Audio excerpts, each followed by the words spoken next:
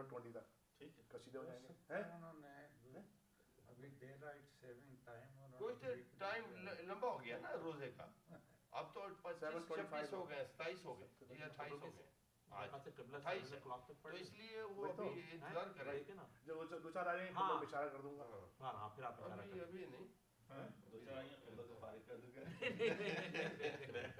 मैं इशारा कर दूंगा फिर आप लपेट दीजिए देखिए ना 27 वरना तो आप पढ़ते रहे हाँ जब कोई नहीं पढ़ता आज जो है ना 29 है ये 29 है आज 29 मिनट कब आ जाएगी 29 के 29 पर अजान है तो बहुत देर है ठीक है लोग जब तक आ जाएंगे फिर कसीदे पढ़ लेंगे बाद में हमारे कौम तो कुछ भी कर लें जल्दी नहीं आएगी Allahumma salli ala Muhammad wa ali Muhammad. We starting the lecture, the series of the lecture in the Ramadan, 15th Ramadan. Qabla Talib Musawi is here. Baal Buran Salawat भेजें.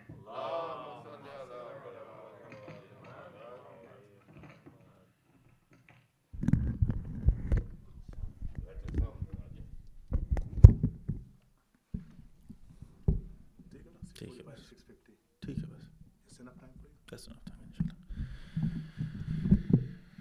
أعوذ بالله من الشيطان الرجيم بسم الله الرحمن الرحيم الحمد لله الذي لا يبلغ مدته القائلون ولا يوسينا معه العدون ولا يؤدي حقه المجتهدون الذي لا يدركه بهد الهمم ولا يناله غوث الفتن الذي ليس لصفته حد محدود ولا نعت موجود ولا وقت محدود ولا أجل ممدود فترى الخلائق بقدرته ونشر رياح برحمته ووتد بالسخر ميدان أرض ثم الصلاة والسلام على أشرف الأنبياء والمرسلين وحبيبنا وحبيب رب العالمين بالقاسم محمد وعلى أهل بيته الطيبين الطاهرين واللعن على أدائهم أجمعين من أول يوم ظلمهم إلى قيام يوم الدين أما بعد فقال الله سبحانه وتعالى في كتابه المبين وقوله الحق بسم الله الرحمن الرحيم وإن جنحوا للسلم فاجنح لها وتوكل على الله إنه هو السميع العليم صدق الله العلي العظيم. Please, before we begin, recite the Surah Fatiha for the marhumin of the people that sponsors tonight's iftar. Bismillah ar-Rahman ar-Rahim. Alhamdulillahi Rabbil Alameen. Ar-Rahman ar-Rahim. Maliki yawmiddin. Iyyaka na'budu wa iyyaka nasta'in. Bismillah ar-Rahman ar-Rahim. Bismillah ar-Rahman ar-Rahim. اللهم اغفرهم وارحمهم واسكنهم بجوار محمد وآل محمد اللهم صل على محمد وآل محمد. Dear brothers and sisters, Assalamu alaikum wa rahmatullahi wa barakatuh.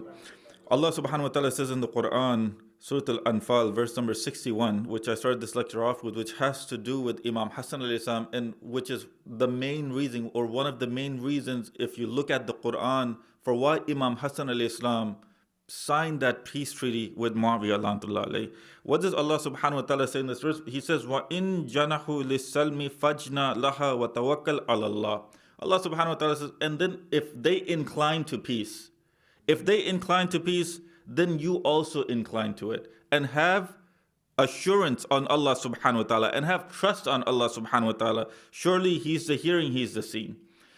According to the Quran, if Muawiyah wanted to have peace with Imam Hassan alayhi salam, then Allah subhanahu wa ta'ala says, if they want peace, then give them peace.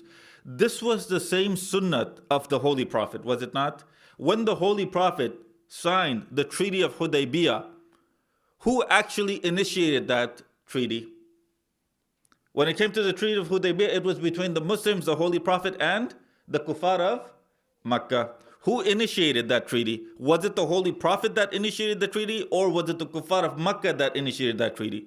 It was the Kuffar of Makkah that came to the Holy Prophet and said, Ya Abu Qasim, we want a peace treaty. The same way, it was the Kafir of Sham who came to Imam Hassan alayhi salam. He said, Ya Hassan, I want a peace treaty. And because he came to Imam Hassan alayhi salam, what did Imam Hassan do? He followed the same sunnat of his grandfather. And he said, if you want a treaty, we'll have a treaty. One, and this is what my lecture is going to be about, this treaty of Imam Hassan. Yesterday we looked at the spiritual aspect of Imam Hassan. Yesterday we looked at the actions of Imam Hassan and how they apply to our life, how we can apply his life, the lessons from his life into our life. But today I want to look at that political aspect of Imam Hassan Islam's life. When it comes to that political aspect, and when it comes to how Kufa was at that time, right after the shahadat of Amir al-Mu'minin, they say that the people of Kufa, there was 5 groups of people there. One, it was the true Shias of Amir al-Mu'minin, who believed Imam Ali to be wa khalifatu bila fasl, the same way that we believe him to be wa khalifatu bila fasl. Those Shias, they believed in Imam Ali and his imamat the same way that you and I believe in his imamat. One group. The other group were Khawarij in Kufa. The other group were still Khawarij who hated not just Amir al-Mu'minin, but who also hated Muawiyah. The Khawarij, they wanted to get rid of 3 people. They felt that these 3 individuals, they posed a threat to Islam. They wanted to get rid of Amir al-Mu'minin, they wanted to get rid of Muawiyah, and they wanted to get rid of Umaras. They felt that these 3 people, they posed a threat to Islam, and if we got rid of them, Islam would be better. What did they do? They got together and they made a deal amongst themselves that some people are going to go and try to murder Amir al-Mu'minin. Some people are going to go and they're trying to murder Muawiyah. Some people are going to go and they're going to try and murder Umaras. The only person that succeeded in that mission was Ibn Muljim. He was the only one that succeeded. The others, they failed. They failed. This was the second group, the Khawarij. The third group of people that were in Kufa were just those people that only wanted to battle just for the spoils of war. They didn't care about, which side was right, which side was wrong. No, all they cared about was the worldly things. All they wanted was, when a battle happens, what ends up happening? The dead, they have armor. Did they not? Yes. The dead, they have horses. The dead, they have camels. The dead, they have rides. All these people cared about was looting the dead. That's it. That's the third group of people. The fourth group of people were those people that only followed what their tribe leader told them to do. And to this day, in the Arab world, you still have tribes. If the tribe leader says for everyone in the tribe to do something, everyone in the tribe will do it. They'll follow it. That's it. That's it. For example, in Iraq, when I was studying in Iraq, one of the Indian students, his son got killed accidentally. His son got killed accidentally. The man who accidentally killed his son, the leader of his tribe, he came with his whole tribe and he asked the whole tribe to ask for forgiveness. Not just that person, no, the leader, the whole tribe. So what happens? Even to this day, when the leader of the tribe tells them to do something, they obey, they follow. In that time, 1400 years ago, can you imagine how strict it was at that time? And when the leader of the tribe told someone to do something, they automatically did it. So you had that group of people that only and only followed what the leader of the tribe said. The last group of people were those merchants, were those people who had some money who could be bought. Basically the munafiqeen. That was it. So when you had these 5 people, or these 5 types of people in Kufa, where Imam Hassan al-Islam is, where Amir al-Mu'minin has just been martyred, what will happen to Imam Hassan now? What will happen? Right after Amir al-Mu'minin was martyred, Imam Hassan al-Islam buries Amir al-Mu'minin. It's the 21st of Ramadan. The first thing Imam Hassan al-Islam does, he goes on the minbar and he gives a sermon. And in that sermon, he talks about Amir al-Mu'minin's accolades. He talks about what a great person Amir al-Mu'minin was. He talks about everyone in Kufa, all the Muslims knowing what kind of a personality Amir al-Mu'minin was. He talks about the great night that Amir al-Mu'minin left this world in. He says that it was this same night, the night of Qadr, where Hazrat Isa alayhi salam ascended to the heaven. He says that it was the night of Qadr, where Yusha bin Nun, who was the Khalifa of Hazrat Musa alayhi salam, he was also martyred in this night. He says that this night it has many blessings. This night many events happened this night. So he was saying that I'm grateful that it was even this night. It tells you how great Amir al-Mu'minin is, that Allah subhanahu wa ta'ala decided to take Amir al-Mu'minin in this night. Imam Hassan alayhi salam, when he's giving that sermon, he tells people that you all know that I am the son of this man. You all know that I am more capable of ruling over you than this man, than Muawiyah. When he gave that sermon, do you all know how many people paid bayat to Imam Hassan alayhi salam? They say that all of Kufa, they agreed, but they agreed later. When Imam Hassan alayhi salam, he was getting an army ready, he gives a sermon. Only one person pays bayat to him, right after the sermon. And it was who? The son of Hatim al-Ta'i. That was it. Only one person.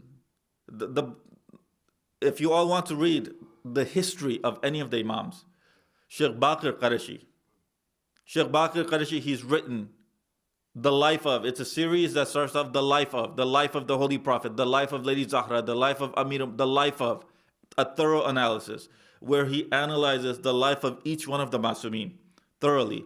If you want to read a book on the history or biography of any of the 14 Masumeens, please, it's in English, it's in Arabic, it's in Farsi. I don't believe it's in Urdu yet. But it is in these languages. For all the youngsters, if they want a series of books which deal with the lives of the Holy Masumeen, this is a very good series to have. It is in English, and you can find it in PDF format online too. But in it, he's the one who writes that there was only one person that paid bayat. Companions of Amir al-Mu'minin needed to tell all the people of Kufa, what are you doing? This is the son of Rasulullah. This is the son of Rasulullah. He's telling you guys that we need to go to war, and no one's ready. No one's ready. This was what the scenario was in Kufa at that time. This is what the scenario is. When Muawiyah found out that in Kufa they had elected Imam Hassan alayhi salam,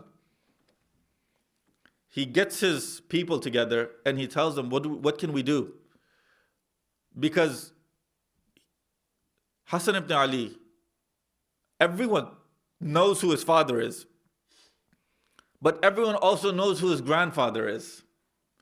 I can't accuse Imam Hassan the same way I accuse Imam Ali alayhi salam. What did he accuse Imam Ali of doing? He accused Imam Ali of murdering Usman. And because he accused Imam Ali alayhi salam of murdering Usman, that was the reason that he fought Siffin. He himself, he says that I can't accuse Imam Hassan of murdering Usman. So how am I going to be able to fight him? How am I going to go to war against him? If he actually stays Khalifa, my government, my rulership over here in Sham is going to completely end. So he gets his people together and he asks them, what should we do? They come up with a two-pronged attack. One was to send spies. One was to send spies to the major cities of Islam, for example, Kufa and Basra, so that those spies can bring back information about what's going on. How close or how loyal are these people to Imam Hassan alayhi salam? Two was to spread fitna in the lands. To spread fitna, to spread corruption, to get people scared. These were the two things that they decided on. And you see that when Imam Hassan alayhi salam gathers his army, it works. At the end, Imam Hassan alayhi salam and Muawiyah, they write letters. Imam Hassan alayhi salam, he tells them that if you're not going to accept me, then get ready for battle. Why? Because before Imam Ali alayhi salam was martyred, Imam Ali alayhi salam was already going to go battle against them. He was already prepared to battle against them another time. But Ibn Muljim, he struck Amir al-Mu'minin, and that battle did not happen between Amir al-Mu'minin and Muawiyah. But Imam Hassan alayhi salam, he tells them, then you have to get ready for battle. As soon as he gets that message, It was Muawiyah who rushed out and he says, we're going to battle. And it was him who did the first attack. But that attack wasn't overt, that attack wasn't open. That attack was secretly. It was through his spies. What did he do? He sent his spies into the camps of Imam Hassan alayhi salam, and he told them that you guys are all going to waste your lives. Don't throw your lives away. Hassan ibn Ali, he's signing a peace treaty with Muawiyah. He's signing a peace treaty with Muawiyah. So when you have hypocrites in your army, when you have people that only want to be in war just for the loot, when you have people that don't even believe you to be an imam in your army, when you have people that hated your father and the only reason they're in your army is not because they love you, it's because they hate the other person. And when you hear stories like your leader is signing a peace treaty with the enemy behind your backs, what are those people going to do? Instead of saying, you know what, this is our Imam would never do this to us. What do? They believe in those spies. And the most significant person in the army of Imam Hassan alayhi salam who betrayed him, do you know who it was? Ubaidullah ibn Abbas. Ubaidullah ibn Abbas is who? The cousin of Imam Hassan alayhi salam. He's the brother of who? Abdullah ibn Abbas. When your cousin betrays you, when your own family betrays you, what does that do to you? When your own family betrays you. That's what happened to Imam Hassan alayhi salam. When his own Ubaidullah ibn Abbas, Muawiyah, he bribed them. He said, I will give you 1 million dirham, and I'll give you lands. And not only that, you can lead an army if you want. You can lead an army if you want. These are the people that were in Imam Hassan alayhi salam's army. These are the type of people. And then people ask, why did Imam Hassan sign a peace treaty with Muawiyah? What was he supposed to do? If he was to go to war, would these people protect him? If he was to go to war, would these people be on his side? No, they wouldn't. So Imam Hassan alayhi salam himself, he signed the peace treaty. Why? Because like I said in the beginning, the true Shias of Imam Hassan alayhi salam, they're very few. They were very few. And the reason he signed that peace treaty was because he wanted to protect those true Shias. That's why.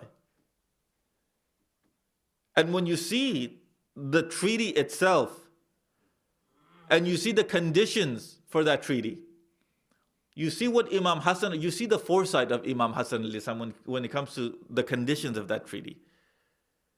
What were the conditions of that treaty? Do you all know? The Imam, he put about 10 conditions. One of the conditions was that no one was allowed to call Muawiyah Amir al-Mu'mineen. No one was allowed to call Muawiyah Amir al-Mu'mineen. For the first Khalifa, it wasn't like this. For the second Khalifa, it wasn't like this. Meaning that it wasn't, Imam Ali alayhi salam did not write, even though yes, they're not allowed to be called Amir al-Mu'mineen. That's absolutely true. But Imam Ali alayhi salam did not write, correct? Imam Hassan alayhi salam actually wrote that he's not supposed to be called Amir al-Mu'mineen. 1. 2. Imam Hassan alayhi salam, he writes that he should not judge over anything. He should not judge over anything. Tell me. Isn't that one of the major roles of a Khalifa? Isn't that one of the major roles of a Khalifa? To enact judgments? But when Imam Hassan alayhi salam says that no, Muawiyah is not allowed to do that, what does that tell you? That even in the writings, even in this treaty, Imam Hassan alayhi salam is laying out for people that have foresight that this person is illegitimate. He's not the legitimate Khalifa. He's not the legitimate ruler. But to this day, people say, even then, when he signed the treaty, what did the Khawarij do? They attacked Imam Hassan. They actually injured his leg. They actually injured his leg. That's what the narration state. And then they asked, why did Imam Hassan sign the peace treaty? Imam Hassan signed the peace treaty for these reasons. Why? Because he wanted to show the world what Muawiyah truly was. He knew that Muawiyah was not going to adhere to these 10 conditions that Imam Hassan was stipulating. He knew that. And one by one, what does Muawiyah do? One by one, he starts breaking each one of them. What were these conditions? When it comes to all of these conditions, Sallallahu Alaihi Muhammad wa Ali Muhammad. The first condition that he puts, that he says that Muawiyah should act according to the book of Allah subhanahu wa ta'ala and the sunnah of Rasulullah. Think about this. If Muawiyah was already acting according to the book of Allah subhanahu wa ta'ala and the sunnah of Rasulullah, why would Imam Hassan need to stipulate this as a condition? Because he wasn't doing it. Because he wasn't acting according to the book of Allah subhanahu wa ta'ala. He wasn't acting according to the sunnah. The fact that this needed to be a stipulation tells you and I that he was away from Islam. He was away from Islam. The second condition was what? That after he dies, the Khilafat would come to him. After Muawiyah dies, the Khilafat would come back to Imam Hassan alayhi salam. Why? Because he knew what Muawiyah was going to do. He knew that he was going to put his son Yazid to be Khalifa. He knew that he wanted this Khilafat just to be a dynasty. This is why Imam Hassan puts this second condition. No, this Khilafat is going to come back to me. The third condition was that he would give general amnesty to everyone that fought against him from the days of Amir al-Mu'mineen. From the days of Amir al-Mu'mineen. What was Muawiyah doing? He was capturing all of those Shias of Amir al-Mu'mineen who fought against him in the Battle of Siffin, for example. He was trying to capture those Shias and he was putting them to the sword. Imam Hassan he says, no, you're going to give a general amnesty to everyone that fought against you. The first condition, did Muawiyah follow? No. The second condition, did Muawiyah follow? No. This third condition, did Muawiyah follow? If he did, people like Maysam and Tammar would not have been killed. People like Rushayd would not have been killed. Three conditions that he did not follow. The fourth condition is that he would not call him Amir al-Mu'mineen. He would not call him Amir al-Mu'mineen. And at that time, all the Khalifas were referred to as Amir al-Mu'mineen. This is how you know that at that time the Shias were very few. Because this phrase Amir al-Mu'mineen was only to be used for Imam Ali alayhi salam. Was only to be used for Imam Ali alayhi salam. But in the time of Abu Bakr, that was the first time that this phrase Amir al-Mu'mineen was used for someone other than Imam Ali alayhi salam. As soon as Abu Bakr went on the minbar after Saqifa, he sends his servant. When he sends his servant comes to the doorstep of Imam Ali and he is telling Imam Ali, Ya Ali, Amir al-Mu'mineen is calling you. He's telling Imam Ali, Ya Ali, Amir al-Mu'mineen is calling. Imam Ali, he looks at him and goes, which Amir al-Mu'mineen? Who's Amir al-Mu'mineen? And he stays quiet and he goes, Abu Bakr. And he goes, Abu Bakr's Amir al-Mu'mineen now? He's Amir al-Mu'mineen now? He goes back. When he goes back, he tells Abu Bakr, I said that Amir al-Mu'mineen is calling you, and he didn't listen to me. He told me to go back. Then Abu Bakr tells him, no, tell him Abu Bakr is calling you. Tell him Abu Bakr is calling you. He still doesn't go. That was the first time. The Holy Prophet said this phrase is only to be used for Imam Ali, that's it. That was the first time that the phrase Amir al-Mu'mineen became usurped and used for someone else. Imam Hassan is saying what? I will not call you, I will not refer to you as Amir al-Mu'mineen. What was the next one? Muawiyah should stop cursing Amir al-Mu'mineen. Muawiyah should stop cursing Amir al-Mu'mineen. Does he follow this? No. For 80 years, Amir al-Mu'mineen was being cursed from the mimbars. Who started this? Muawiyah la'natullahi alayhi. For 80 years, Muawiyah was having Amir al-Mu'mineen cursed from the mimbars.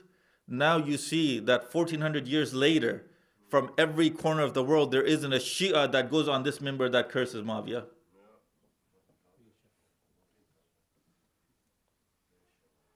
There isn't a Shia that goes on this mimbar that doesn't curse Muawiyah. Look, this is the hikmat of Allah subhanahu wa ta'ala. This is the hikmat of Allah subhanahu wa ta'ala. That was another. The seventh was that he required generous security for him and his family. Him and his family. The eighth was that Imam Hassan stipulated that the land tax that was supposed to be from part of the Persia was to be given to him, and he would be doing whatever he wants with that tax. That also was not given to him. That also was not given to him. The ninth, Muawiyah should not oppress the Ahlul Bayt alayhim salam. That was not done. This is what happened. And when one by one, each one of these stipulations was trampled upon, that's when people realized what kind of a person he truly was. But it was too late by then. It was too late by then. Because the thing with Muawiyah was that he was very cunning. He was very cunning in the sense that openly or outwardly, he seemed to be a really great Muslim. Inwardly, he was a kafir. He was a kafir. You have these types of people everywhere. Outwardly, they'd be really nice to you, they'd be friends with you, but inwardly, they have nothing but hatred for you. You have these types of people. Muawiyah was like that. But what did they do? They hide their hatred. What did Muawiyah do? He hid his hatred for Islam. When he was out in public, he showed everyone what kind of a Muslim he is. But in private, everyone knew that he was a kafir. And they say what? Katib Wahi. No one knows to this day which verse of the Quran, which Wahi of the Holy Prophet he wrote down. But he's known as writer of Wahi, Katib Wahi. Salli ala Muhammad wa ali Muhammad.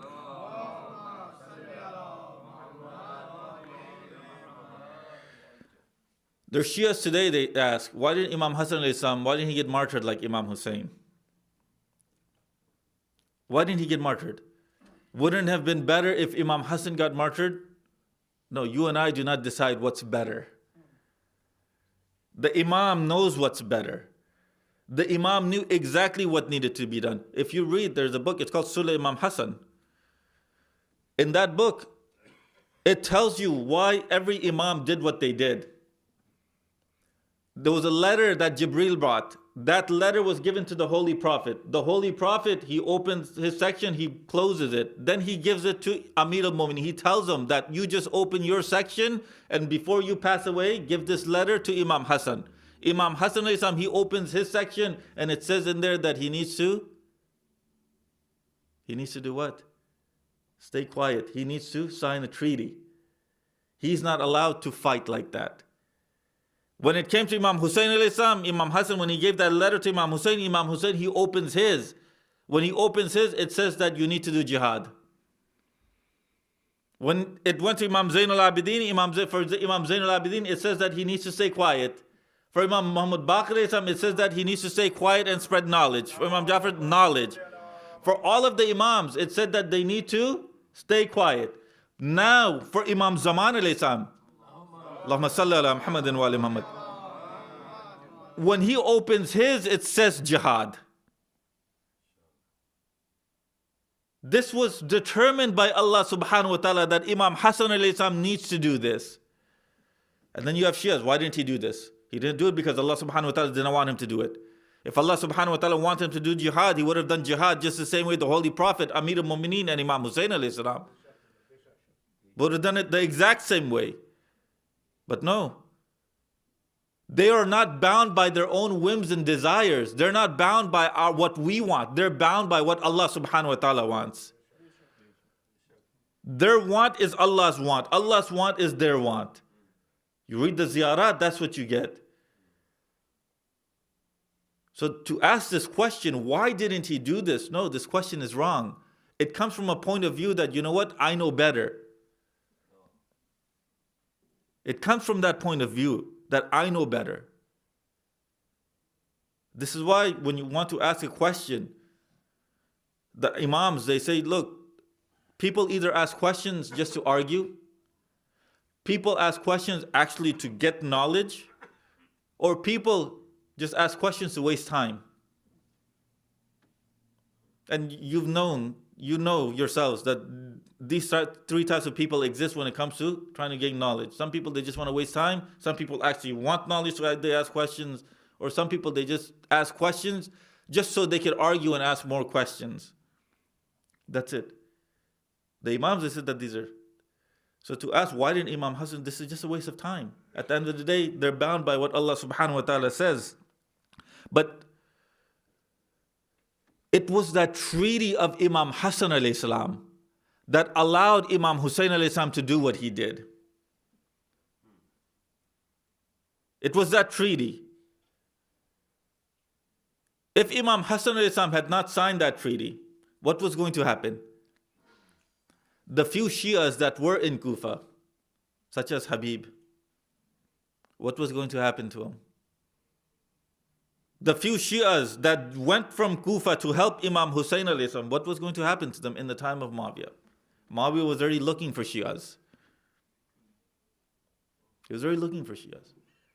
So when the Imams do something, they don't look at what's in front of them. No, their basirat, they look at future, they look at generations, they look at years into the future. And then they decide to act. Whereas you and I, what do? We act for the moment. The Imams, they do not act for the moment. They act for the future. This is one of major differences. Sallu ala Muhammad wa ali Muhammad.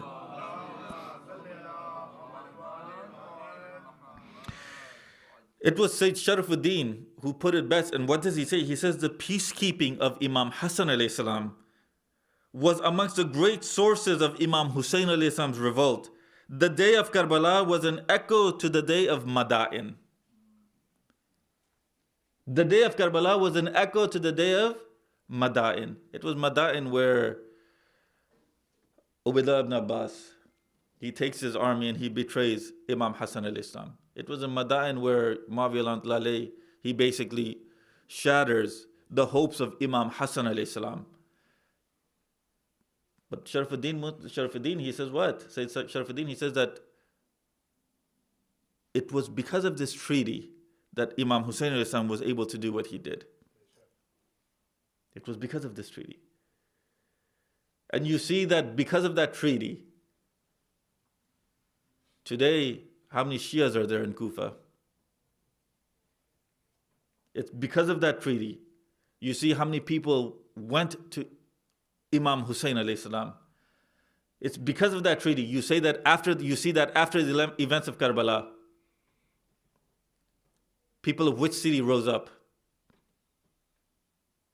When Mukhtar rose up, he rose up with people of which city? The people of Kufa. So now do you see why Imam Hassan alayhi salam had these stipulations? Because he wanted to preserve those people. He knew what would happen with Imam Hussein alayhi salam. He knew that there needed to be a revolution. And that revolution was going to happen from where? From the same city that betrayed the father. From the same city that betrayed the son. But now this city is going to finally betray who? Muawiyah. The same city. And that's what they do when they rise up against Yazid. and his army with Mukhtar. So this political aspect of Imam Hassan's life, which constitutes this treaty, this was the most important thing, or one of the most important things that we have from Imam Hassan alayhi salam. Other than, if you want to know how he would run, because you have to remember that even Sunnis, they believe that Imam Hassan alayhi salam, he was Khalifa after Amir al-Mu'mineen for how long? 6 months. Before Muawiyah, he took over. So when it comes to the Khalifa, the rightly guided Khalifas, they stop at Imam Hassan. Some of them, they go all the way to Imam Hassan and then they stop. Some of them, they stop at Imam Ali alayhi salam, but some of them, they go all the way to Imam Hassan. Why? Because Imam Hassan alayhi salam, he was from the progeny of Amir al-Mu'mineen. But if you want to look at what Imam Hassan alayhi salam did within those 6 months, he tried to make his government strong. How? The people that he would put in posts in major cities, would they be the richest people? No, they wouldn't. Would they be the most affluent people? No, they wouldn't. The Imam Hassan looked at the same thing Amir al-Mu'mineen looked at. It was taqwa. He would put the people with the most amount of fear of Allah subhanahu wa ta'ala in those posts. 1. 2, what did he do when he came into power? The second thing he did was he tried to strengthen the army by doubling the wages of the soldiers. What is another thing that he did? The stipend, if there was enough, he raised it for everyone. For everyone. If you want to control the government, what do you need to do? You need to make the people happy, and you need to make the soldiers happy. That's it. That's it. The policies that you enact, as long as the people are happy, you can have your government. As long as the soldiers are strong, your army is strong, you have a defense. That's what Imam Hassan alayhi salam tried to do in his 6 months. Was he successful? He was successful to a certain extent. He was successful to a certain extent.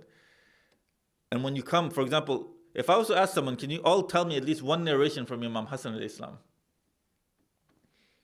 One narration. One incident in the life of Imam Hassan alayhi salam. Many wouldn't know. Maybe the one narration or the one incident everyone has memorized by now, because we've been told since we were kids, was that Imam Hassan and Imam Hussein alayhi salam, they were young. An old man, he does wuzu. An old man, he does wuzu. Imam Hassan, Imam Hussein alayhi salam, they look at it and they realize that this old man, he's doing wuzu improperly, he's doing it wrong. So instead of yelling at him, instead of making fun of him, what do they say? They tell this old man, sir, can you tell us which one of us is doing wuzu correctly? Imam Hassan does it the same way the old man was doing it. Imam Hussein does it the correct way. The old man, what does he do? He goes, no, both of you, you're doing it right. I'm the one who's doing it wrong. Look, there's a proper way of doing something, there's an improper way of doing something. Okay? A proper way. Imam Hassan, Imam Hussein, when it came to teaching, that was the proper way. There's a proper way and improper way. For example, Mullah Nasruddin. Mullah Nasruddin, one day they say that he goes all the way to the top of the mimbar. And he yells from the top of the mimbar, not the mimbar, he goes all the way to the top of the minaret where the muezzin does the azan from. He goes to the top of the minaret and he yells from the top of the minaret. When he yells from the top of the minaret, he comes running down and he runs through the street. When he runs through the street, one of the people, they ask Mullah, what are you doing? Why are you running so quickly? He says, I'm running so quickly because I want to see how far away I can hear my own voice. I'm running so quickly. Why? Because I want to see how far away I can hear my own voice. There's a proper way to do this test. There's an improper way to do this test. There's a proper way to teach someone if they don't know. There's an improper way to do it. What did Mullah need to do? All he needed to do was stay on top of the mimbar and yell and see how far someone can hear him. He didn't need to yell and come running down and then see how far he can hear his own voice. This is what Imam Hassan alayhi salam was trying to teach. There's a proper way. And you see a lot of the times, The elders, when they're trying to teach the youngers, what do? They get impatient. And they start yelling at the youngsters. Why aren't you doing it correctly? Why aren't you doing it correctly? And this is what Imam Hassan is trying to teach and telling us not to do. Have that patience. I ask Allah subhanahu wa ta'ala to keep us on this path of Muhammad wa ali Muhammad. I ask Allah subhanahu wa ta'ala to hasten the reappearance of Imam Zaman alayhi salam. I ask Allah subhanahu wa ta'ala to forgive our sins, to forgive all the sins of all of those marhumin mu'minat that do not have anyone to ask for forgiveness. Walhamdulillahi Rabbil Alameen. And once again, please recite Surah Fatiha for the marhumin of the ones that sponsored tonight's iftar. Bismillah ar-Rahman ar-Rahim.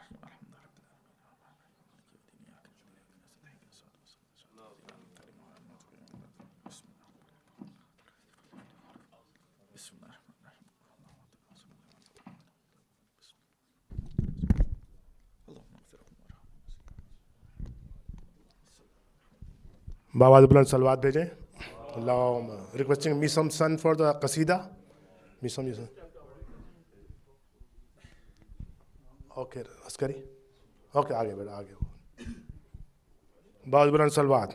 Allah.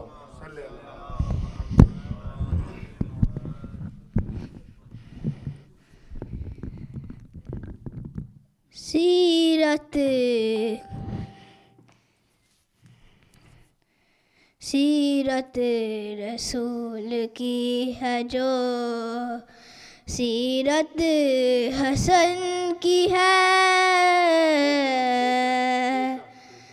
सीरत रसूल की है जो सीरत हसन की है सबसे बड़ी यही तो फजीलत हसन की है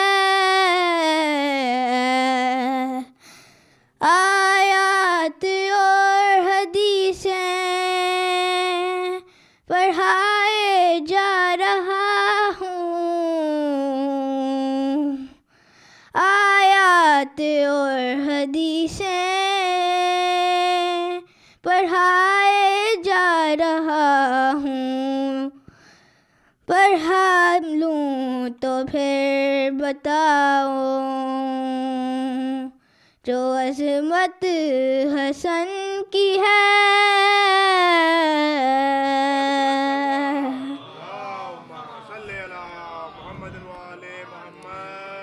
सीरत रसूल की है जो सीरत हसन की है सीरत रसूल की है जो सीरत हसन की है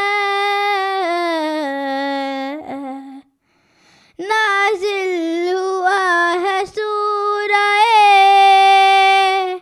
कौसर बतूल पर नाज़िल हुआ है सूरह कौसर बतूल पर गर खुल कर बातों वलादत हसन की है सीरत रसूल की है जो सीरत हसन की है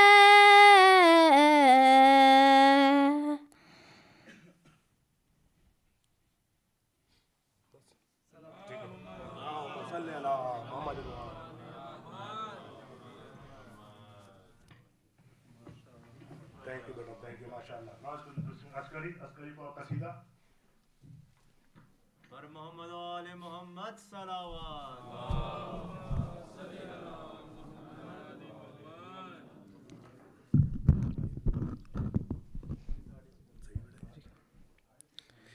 یہ کلام سہیل شاہ نے لکھا ہے امام حسن علیہ السلام کی شان میں ایک بار زبان صلوات اللہ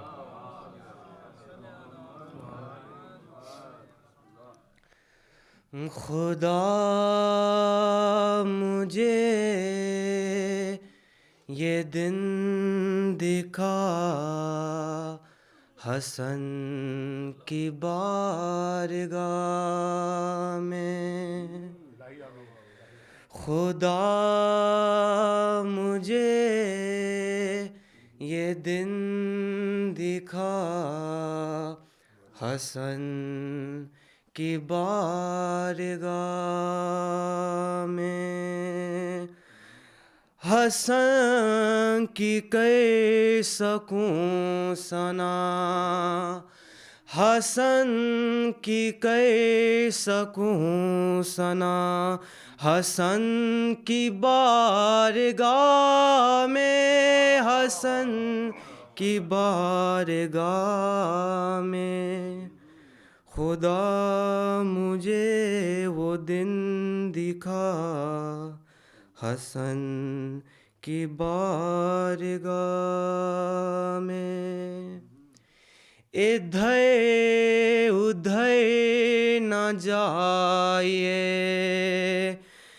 در حسن پہ آئے، ادھر ادھر نہ جائے در حسن پہ آئے، کہ بندگی کا ہے مزہ حسن کی بارگاہ میں، کہ بندگی کا ہے مزہ حسن کی بارگاہ میں، ادب کا ہے یہ سلسلہ،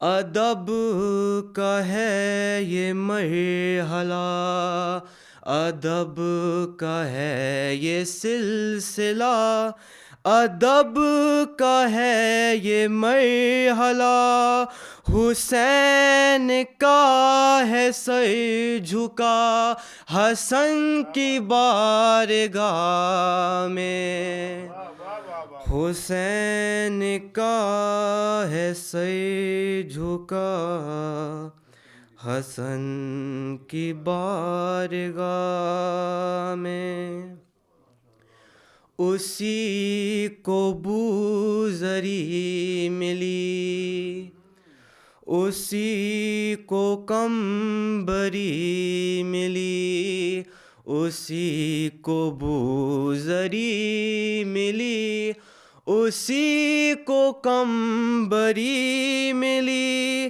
فقیر بن کے جو گیا حسن کی بارگاہ میں، فقیر بن کے جو گیا حسن کی بارگاہ میں، بشر کا صرف ذکر کیا سوالی ہے ملائکہ، بشر کا صرف ذکر کیا سوالی ہے ملائکہ، کھڑے ہوئے ہیں انبیاء حسن کی بارگاہ میں،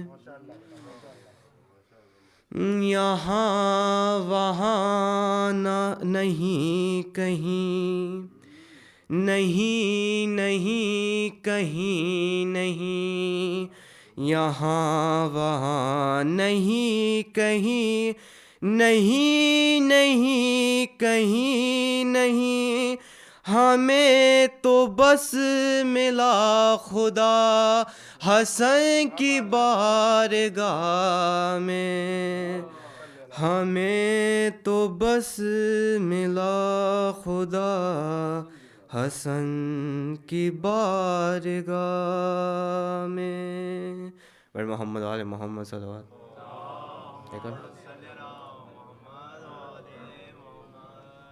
ایک اور سوال پہ اللہم صلی علی محمد وآل محمد، نعرہ حیدری،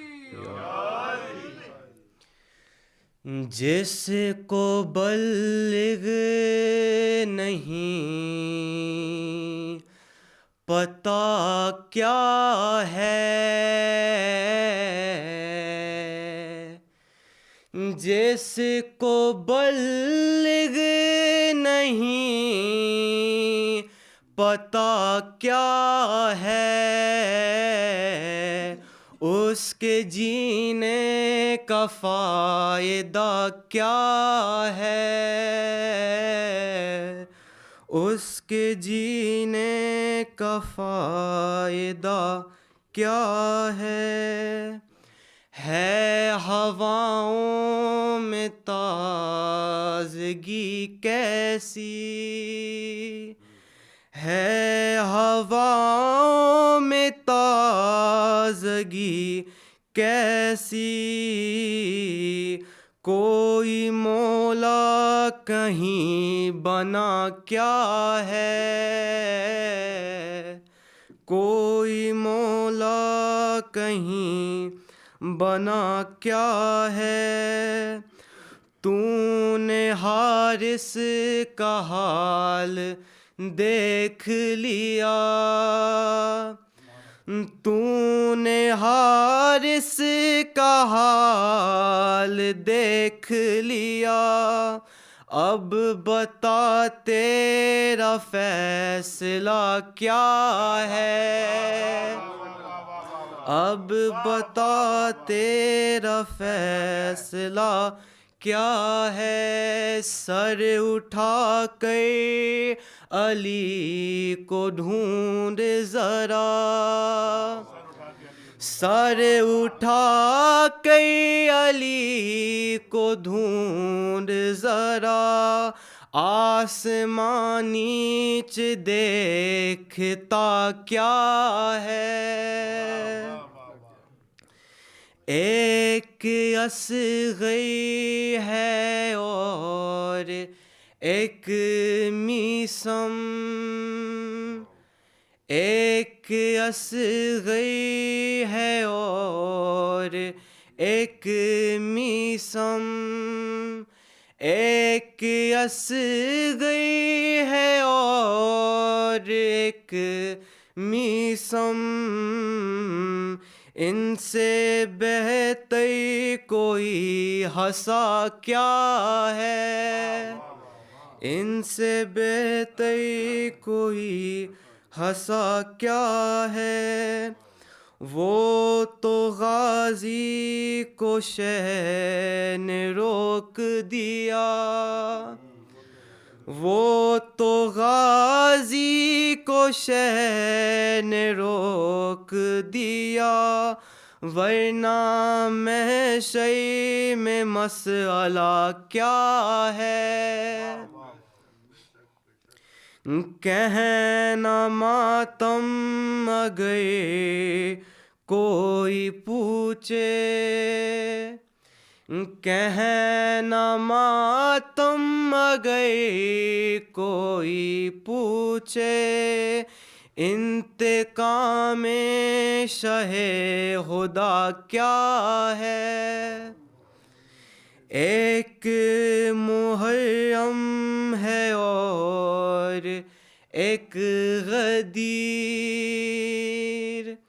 ایک محرم ہے اور ایک غدیر، زیست میں ان کے ماں سوا کیا ہے، زیست میں ان کے ماں سوا کیا ہے، جس کو بلغ نہیں پتہ کیا ہے، بن محمد والے محمد صلی اللہ علیہ جزاک اللہ خیر. Now requesting Dr. Abrar for Qasida. Dr. Abrar. آواز بلند صلوات. محمد بار دیگر صلوات. اللہم صلی علی محمد و آل محمد. امام حسن علیہ السلام کی ولادت سے متعلق میرے والد کا کلام قصیدہ ہے امام حسن کی شان میں. تو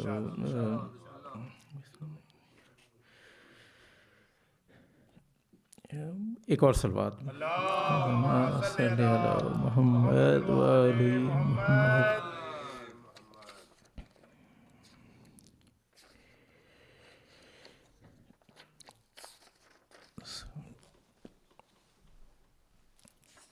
بعد بلند صلوات. اللہم صلی علی محمد و آل محمد. لائق مدح تو ہیں اہل محمد ہر دم. لائق مدح تو ہیں اہل محمد ہر دم. کرتے ہیں مدح حسن جب رمضان آتا ہے. کرتے ہیں مدح حسن جب رمضان آتا ہے. آپ کا جشن ولادت ہے بپا رندوں میں. سوئے میں خانہ ہر ایک پیر و جواں آتا ہے. نور واجب مطلع حسن مودت جو ہو تاباں جعفر. ہم بھی سمجھیں کہ تمہیں حسن بیاں آتا ہے. نور واجب تن ممکن میں نہا آتا ہے. نور عین سبب کون و مکاں آتا ہے. بزت فاطمہ زہرا و علی اعلیٰ اکبر سبت رسول دو جہاں آتا ہے.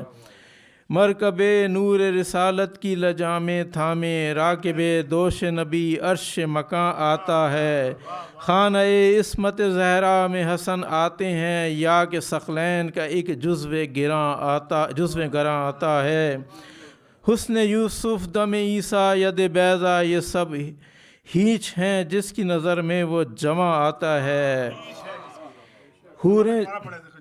حسن یوسف دم عیسیٰ ید بیضا یہ سب ہیچ ہیں جس کی نظر میں وہ جواں آتا ہے. حوریں جنت سے نکل آئیں کہ دیکھیں جلوہ. حوریں جنت سے نکل آئیں کہ دیکھیں جلوہ. آج سردار جوانان جمع آتا ہے. حامل خلق نبی صلح کا پرچم تھامے. اہل عالم کے لیے وجہ اماں آتا ہے. آیت حق خلف آیت کبریٰ بن کر امن و اسلام کا پیغام رساں آتا ہے. چھوڑ کر تخت زمانے پہ کرے گا ظاہر زور جو امر خلافت میں نہاں آتا ہے. صلح شبر سے ابھی تک ہیں نمازیں قائم اور مساجد سے ابھی شور اذاں آتا ہے. صلوات.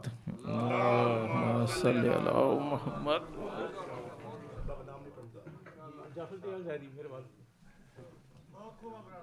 جانتے ہیں بہت بلند صلوات بھیجیں. شکریہ ڈاکٹر نال کچھ طالب رضوی فصل قصیدہ. طالب رضوی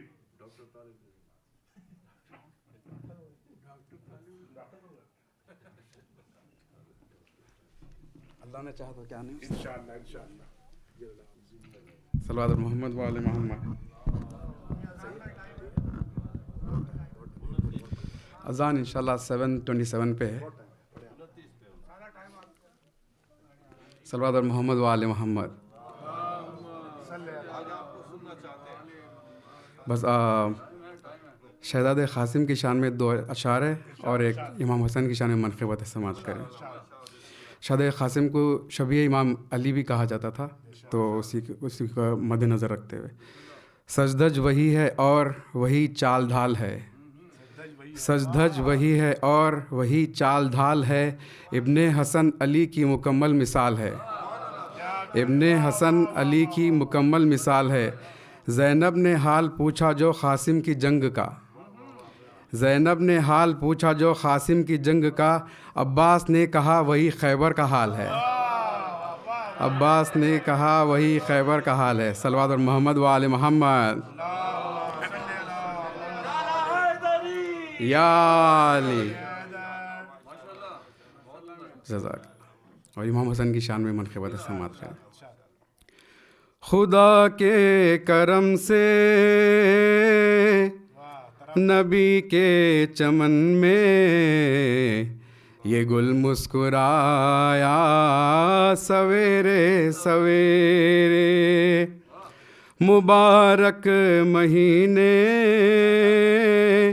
میں وارث علی کا زمانے میں آیا سویرے سویرے خدا کے کرم سے نبی کے چمن میں یہ گل مسکرایا سویرے سویرے یہ معصوم زہرا کا لخت جگر ہے یہ شجر امامت کا پہلا ثمر ہے جناب امام حسن در حقیقت رسول خدا کی دعا کا اثر ہے خود اللہ کی رحمت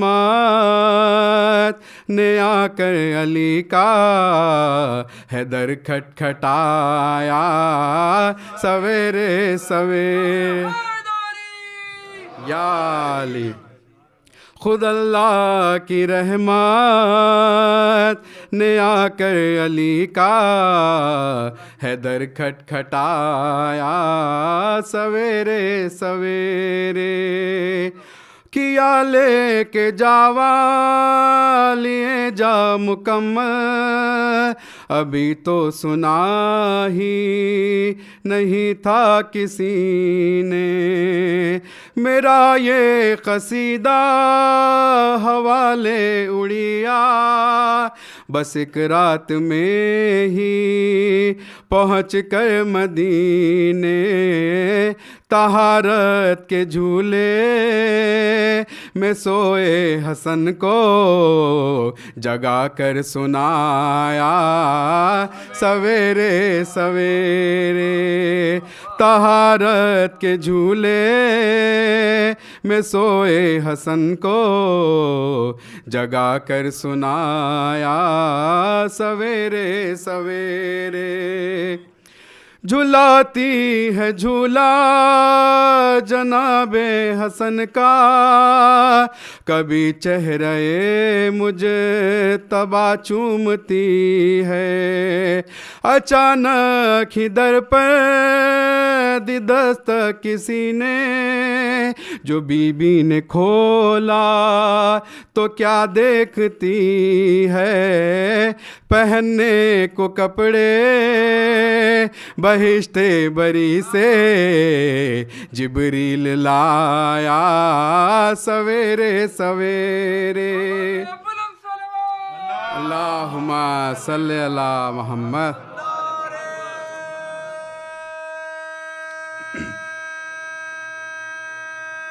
ماشاء اللہ یا پہننے کو کپڑے بہشت بری سے جبریل لایا سویرے سویرے ہوا جب مکمل حسن یہ قصیدہ تو میں نے دعا کی یہ سب کی طرف سے زیارت کا تیری پائے شرف ہم کرم ہوگا جب یہ خدا کے کرم سے زیارت کرے ہم مولا حسن کی پہنچ کر مدینے سویرے سویرے زیارت کرے ہاں مولا حسن کی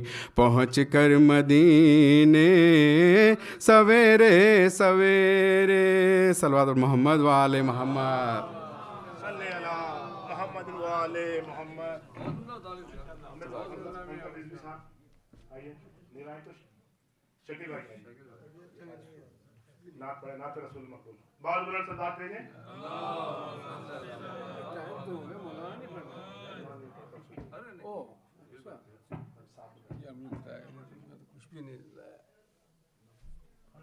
مجلس شہادت یعنی اپنے تعلیم انشاءاللہ سیٹرڈے سنڈے اور منڈے کو ہوگی مجلس جو ہے ٹھیک 5:45 پہ شروع ہو جائے گی وقت کی پابندی رکھیں تاکہ اس کے بعد جو ہے پورے مجلس جو ہے آپ آرام سے کر سکیں اور 21 منڈے کا تابوت اٹھے گا تب اس میں جو ہے پھر ہم تابوت ہے پھر مجلس ہے ماتم ہے تو وقت کی پابندی رکھیں پلیز شکریہ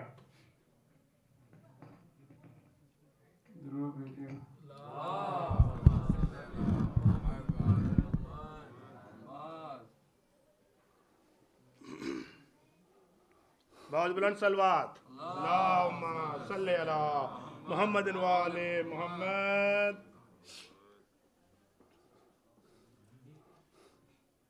बारिदी का सलवात। अल्लाहुम्मा सल्ली अला मुहम्मद व आले मुहम्मद। हमद के चंद अशार हैं इरशाद इरशाद।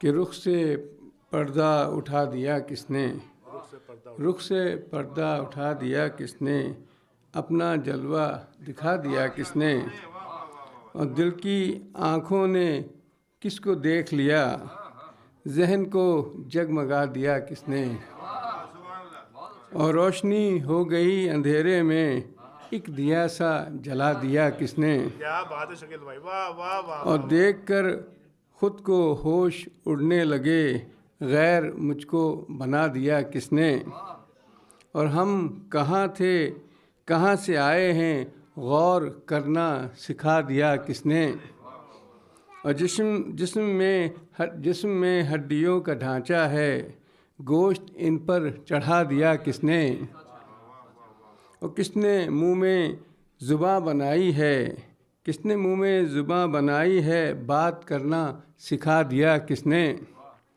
और रोज़ सूरज कहाँ से आता है, इसको शब में छुपा दिया किसने। दुरूद भेजिए। अल्लाहुम्मा सल्ली अला नात का एक इरशाद इरशाद। कि नात कहने का इरफान कहाँ से लाऊं, नात कहने का मैं इरफान कहाँ से लाऊं, अबू तालिब सा कलमदान कहाँ से लाऊं, अबू तालिब का सा कलमदान, नात कहने का मैं इरफान कहाँ से लाऊं, अबू तालिब सा कलमदान कहाँ से लाऊं, और तेरे कहने पे जो इमरान का इनकार करूं, फिर मोहम्मद का निकाह ख्वान कहाँ से लाऊं, फिर मोहम्मद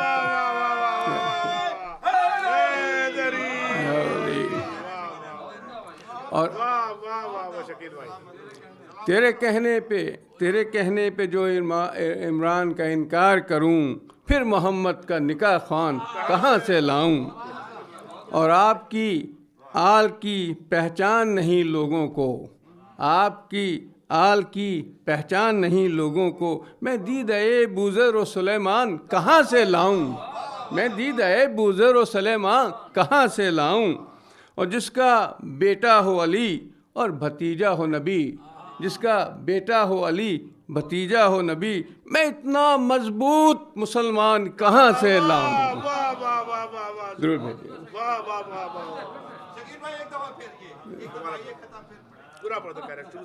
जिसका बेटा हो अली और भतीजा हो नबी, जिसका बेटा हो अली भतीजा हो नबी, मैं इतना मजबूत मुसलमान कहाँ से लाऊं।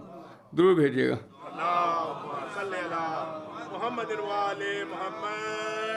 सलमान भाई कह रहे हैं कि एक और पढ़ दीजिए तुम्हें। अच्छा नहीं भाई,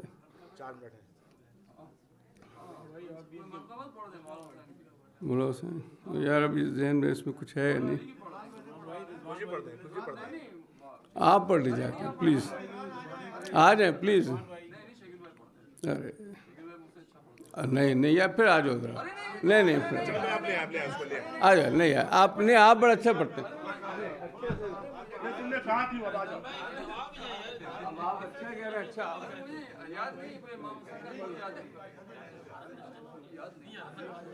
तुमने कहा कि उनको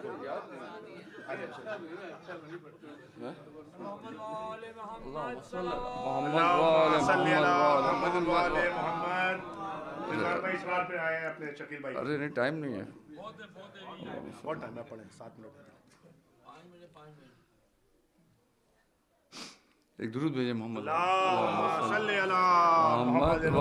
मोहम्मद। हक ने बाना मेरे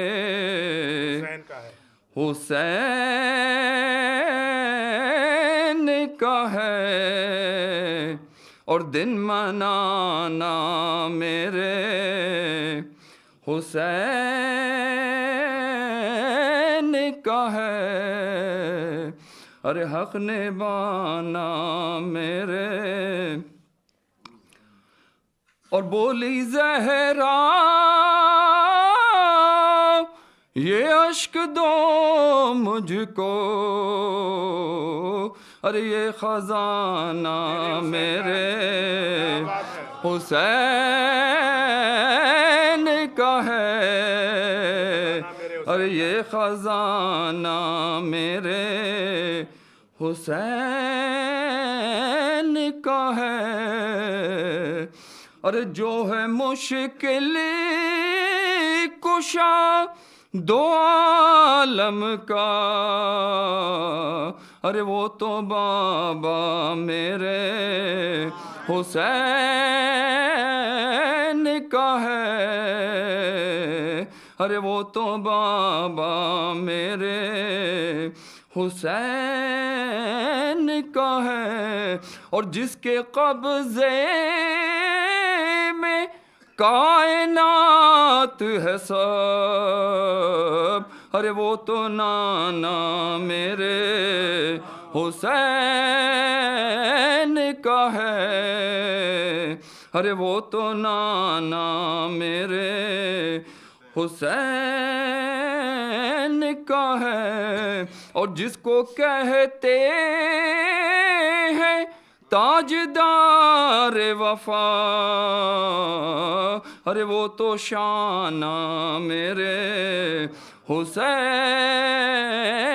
کا ہے، ارے حق نبھانا میرے حسین کا ہے، ارے دن منانا میرے حسین کا ہے، اور جب سے گھر میں لگے ہیں میرے علم، ارے آنا جانا میرے حسین کا ہے، ارے آنا جانا میرے حسین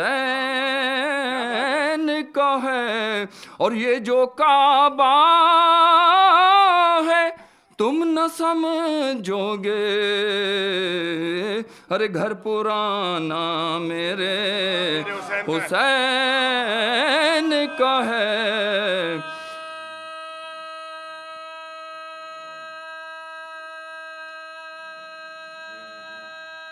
جیو ماشاءاللہ بیٹا.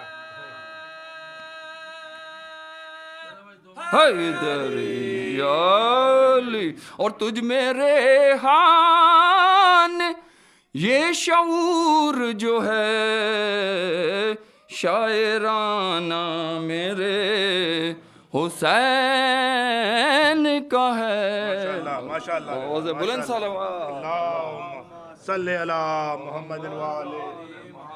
آئیے ہم سب مل کے اپنے حسن بھائی حسن شاہ کے لیے دعا کرتے ہیں. آج جس نام سے امام حسن کی میلاد ہے، انہی کا نام حسن ہے، تو اصل میلاد سے اس سے کرتے ہیں کہ اللہ تعالیٰ کو شفا یابی نصیب فرمائے، اور انشاءاللہ اگلے سال اس میلاد میں ہو یا موجود ہوں. الہی آمین. بتوجہ زیارت.